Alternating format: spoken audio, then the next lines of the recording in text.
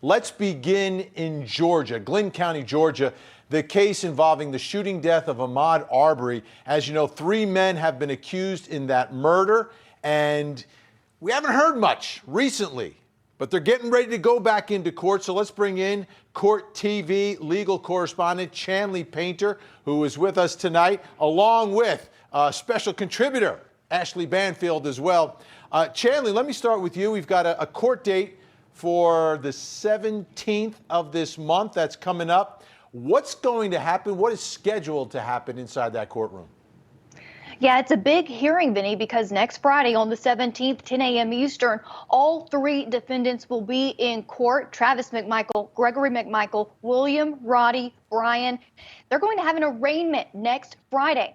And while the McMichaels and Brian were charged with different charges, the indictment that came down June 24th was a 9-count indictment against all 3 defendants, including malice murder, 4 counts of felony murder, aggravated assault, false imprisonment, attempt to commit false imprisonment. All of that they'll answer for in an arraignment next Friday. But in addition, William Roddy Bryan's attorney, Kevin Goff, has filed several motions. So the court will take up several motions, including an admitted motion to reduce bail, also a motion to strike the illegal appointment of the Cobb County District Attorney, as well as relief from prejudicial and inflammatory statements made by those representing the victim and his family. All of that will be heard next Friday. Okay, so let's talk a little bit about the motion for bail. Do we think, and what is Goff going to be arguing is the reason why his client should get out? If these are murder charges, you don't get out.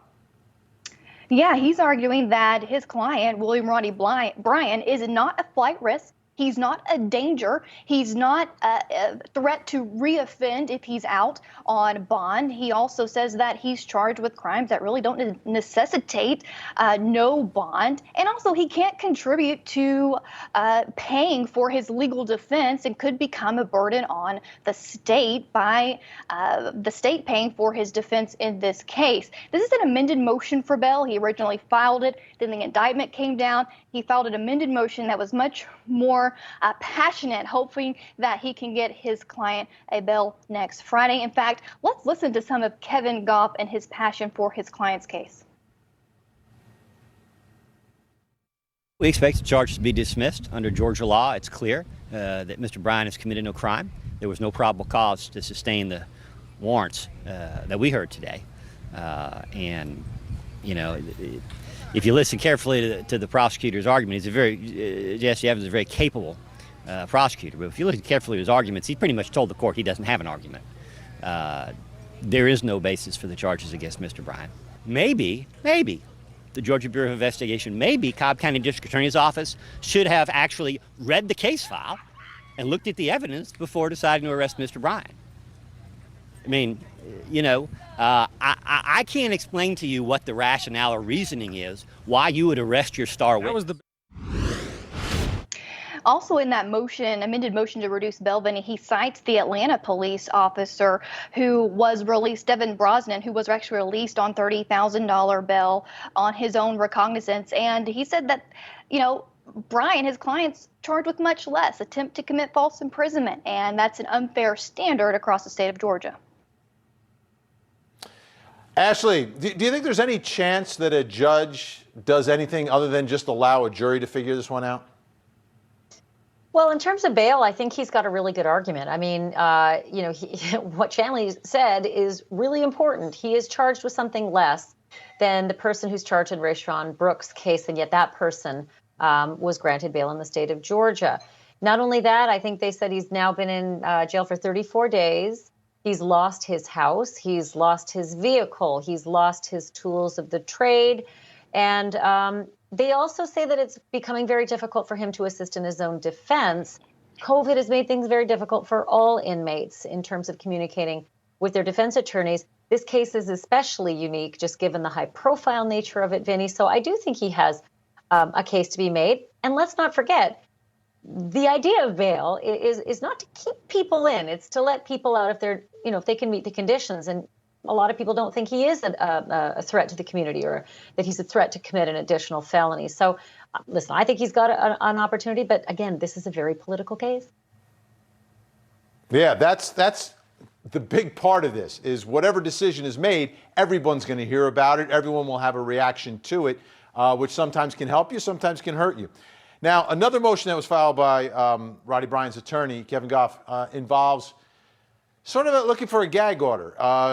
Let's take a look here at what this motion is. This motion for relief. The district attorney has expressed desire to try this case in the courts rather than the court of public opinion. Desire shared by all the parties to this case and their counsel, but the district attorney has made no overt effort to rein in the malicious, prejudicial, and inflammatory statements that continue to be put out by those purporting to speak on behalf of Ahmaud Arbery. And I've got to think he's speaking about the attorneys like Lee Merritt. Let's take a listen to one of the statements made by Lee Merritt during the course of all of this. We also learned that Brian was involved much more than just a witness. Tell me about your thoughts on that. Well, we knew that he was involved as much more than a witness. It's the reason that he was arrested by the GBI. We learned more about his efforts that he blocked Ahmaud Arbery several times, that he coordinated with the McMichaels shouting, do you got him? And then that's when he hopped in his car and decided to track him down. We understand that he ran him off the road all the way into a ditch. And Ahmaud Arbery took all the steps that he could possibly take to avoid contact, not only with Mr. Bryan, but with the McMichaels, and he was unsuccessful. Now, Lee Merritt is an attorney, Ashley, but he's not an attorney that's part of this case. I really don't see a judge issuing any sort of restraint on speech on someone who is not a party to the case. Like the lawyers who are trying the case, I get it. There's ethical issues there as well. But a lawyer who is representing a victim's family member, you can't stop them from speaking. Well, I think that's a very good point. I mean, but for the grace of God go we, right? We're not necessarily connected to the case either, and that would shut down our business and it would shut down transparency into the process for our viewers. However, there are some changes that this particular motion points out, and that is that victims' rights laws in Georgia have allowed attorneys and representatives for victims' family members to be an integral part of the communication process. And what I think is being argued here is that, the DA and the GBI, the Georgia Bureau of Investigations, have become conduits for public release of information through these spokespeople. So I understand what they're saying. I think it is a sticky wicket because we do have freedom of speech. But I also think that in this particular case, this, again, is a different case. It is very high profile. The jury pool could very easily be poisoned, terribly poisoned. It could amount to a great expense for the community there in Georgia because they're going to have to go through voir dire after voir dire after voir dire after voir dire if the jury pool gets too much and not the right information. So I understand the fence that they're walking. All right, Chanley, there's something else that's brewing down in Glynn County, and it seems that the police department down there under fire. Yeah, they've been under fire even before the shooting of Ahmaud Arbery. In fact, calls for the dismantling of the Glynn County Police have already been made and only intensified after the mishandling of Ahmaud Arbery's shooting. And so we looked into the latest. Let's take a listen to what we found out. Our faith has been abused and misused for far too long. And now we understand that we have to be responsible for making sure that law enforcement does the right thing. Law enforcement in the Ahmaud Arbery case was criticized for not making an arrest immediately after he was shot to death in a South Georgia neighborhood. But the Glynn County Police Department was already in trouble months before Arbery's fatal shooting. We've had issues actually within our department going back, for years, and it needs to come to an end. In March, Glenn County Police Chief John Powell and 3 others were indicted on charges related to the cover-up of a former officer who had had sex with a confidential drug informant in 2017. The charges stemmed from a 2019 grand jury investigation of the department that found multiple instances of misconduct. There was a culture of corruption. And that's literally the words that they used out of the investigation. Now, as the police-involved deaths of George Floyd, Breonna Taylor, and other African Americans drive calls for reform, Glenn County voters might get to decide whether to dissolve its scandal-plagued police department and transfer its authority to the Glenn County Sheriff's Office. We need stability in law enforcement in Glenn County. Our officers deserve good, sound leadership, policy, training. In January, Glenn County lawmakers brought the grand jury's findings to the General Assembly. The push for change gained momentum after Arbery's shooting. Senator William Liggins says The case should have been immediately referred to the GBI for investigation, and then there was enough evidence there to make an arrest. now 2 proposals are on Governor Brian Kemp's desk that would put the department's fate to a non-binding referendum. If the voters decide to transfer the power to the sheriff, then the sheriff will be in charge of not only administering the jail, providing courthouse security, service of legal papers, but will also be in charge of law enforcement such as traffic offenses and investigation of crimes. The Glenn County Board of Commissioners manages the police department and hires the chief. It has been a slap in the face to us. In a hearing, Chairman Michael Browning said the commission's efforts to clean up the department are working, and the legislature should stay out of it. We are continuing to do the work to correct any and all issues that may arise with the police department or any other Glenn County department, and we are confident that the system that is currently in place is the correct process.